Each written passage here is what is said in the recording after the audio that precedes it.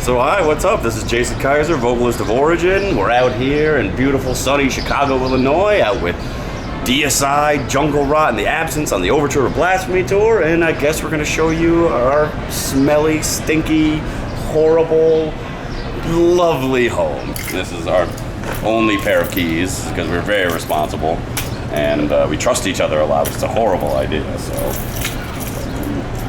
And our band name is Zahara. So our key ring tells us we didn't choose that name, it just exists and it's just what she is. I'm not implying anything gender related or whatever, but Zahara could be a lot of things, so it's a them. So come on in. So here we are, this is the driver's seat. This is very irresponsible. Keys are not in the ignition, so this is technically not illegal for me to be sitting here with this open, delicious beverage, but this is where we spend 8 to 12 hours of our day. This is how we spend 8 to 12 hours of our days usually. And yeah, it's a rental. It's not ours, so we can, do whatever. We can leave all the stains we want on it. And yeah, apparently stuff's dripping on it already. And I don't know, they're gonna yell at us. Bandigo hooks it up. So use discount code Origin needs free stuff. And yeah, it'd be much appreciated. As far as driving goes and getting from place to place, generally it's Mr. Paul Ryan here, which is why he's so tuckered out. Or begrudgingly, somebody else will, I guess is the best answer. We don't really enjoy it. Mike Flores does no driving, and that is a rule. We do not allow him to drive. And maniac. Yeah, we like our life. And yeah, so we had a GPS that I was very proud of that we nicknamed after our manager, and because she's very naggy, and but we've abandoned it apparently, and it makes me sad because I really like it. Death metal the day, 80s in the night. That's what I do. Yeah, generally that's silence is always a virtue, but it's a lot of arguing about the same 4 metal albums from the 80s and which one is better and who's the better guitar player. That same argument we've been having I've been in this band for about 10 years, and I think we've had that argument every other day for 10 every years. Every genre, every best of genre, who's the top 6. Slowly whittling it down. We're coming up with the ultimate, final version and answering all the tough questions and getting it to a science, an exact, meticulous, perfect science, and we're almost there. Yeah, we're trying to make the perfect tour for every metal genre. And we've narrowing it down over a decade. We've almost got an answer, but not yet.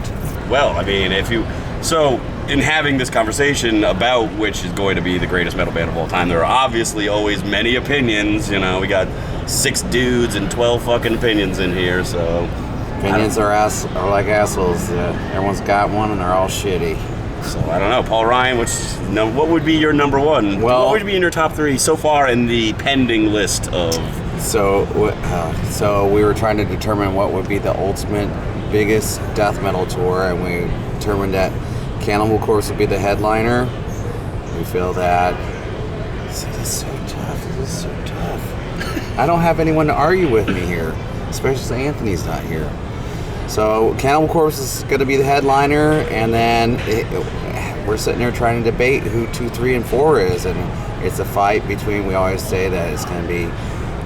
Could it be Obituary? Could it be Deicide? Could it be Napalm Death? What would be the biggest 4 death metal bands in 2019? 2019? That's where you're getting tricky. If it was 1992, it'd be an easy story. Yeah, but see, we're talking OGs, and the best package, you know what I mean? So, you got Napalm Death, you got your gore band and Cannibal Corpse, you got your satanic band and Deicide, and Suffocation doesn't get a shout? I see there you go. There's that 5 and 6 battle, and we're gonna start throwing in names like, see, this is where the controversy begins. It could be, and we gotta start talking about Morbid Angels, and we gotta talk about the Suffocations, Then all of a sudden we're gonna start talking about bands 7, 8, 9, and 10. Where's Bolt Thrower? And see, where's Bruharia? We gotta get a little mix it up with some ethnicities in here.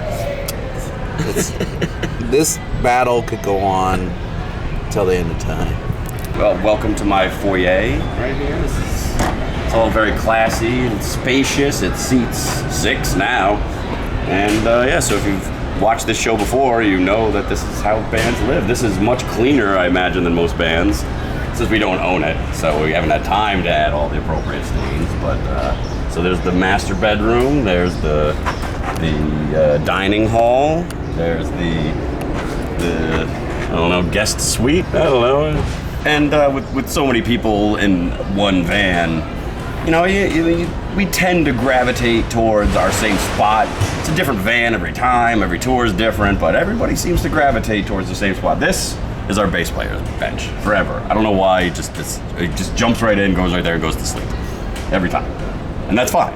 Mine is 2 back, and always the same one. I don't like to be too much in the front, but I don't want to be too much in the back, you know? Nobody has to walk by me, and I'm selfish, so I just...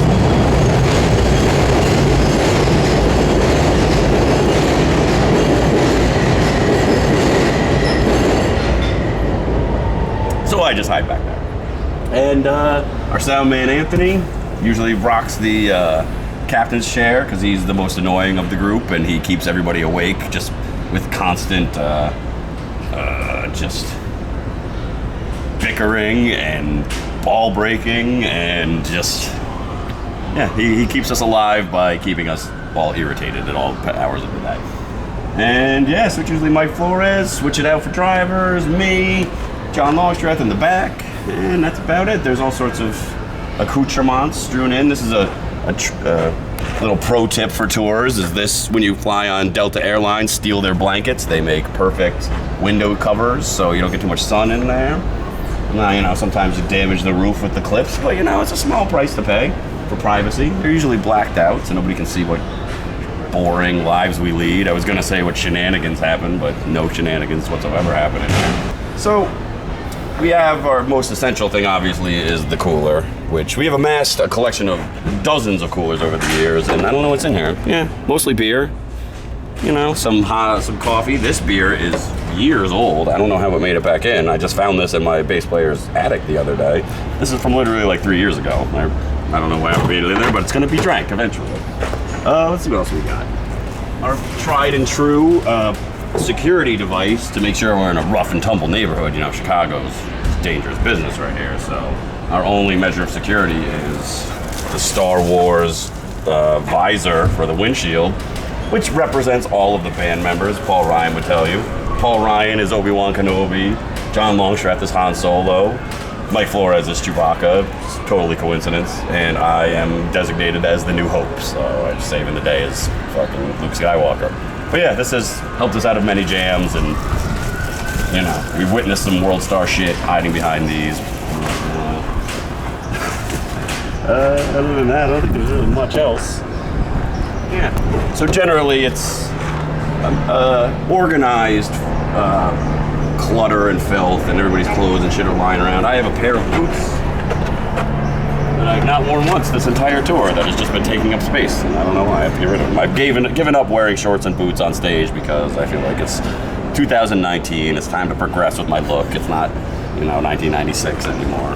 I'm not on earache, so let's check out the back. So here is the rear entrance, and we're, you know, they'll be stalking us and finding out, and there's really nothing that spectacular back here. And as far as like keeping everything organized, staying, you know, making sure everything is where we need it at all times, we definitely just pack in as much as possible. I've seen bands that, you know, we've done it too, where we take out the last 2 benches and just stuff all our gear in there and do it that way. But this way, everybody gets a bench. It's nice.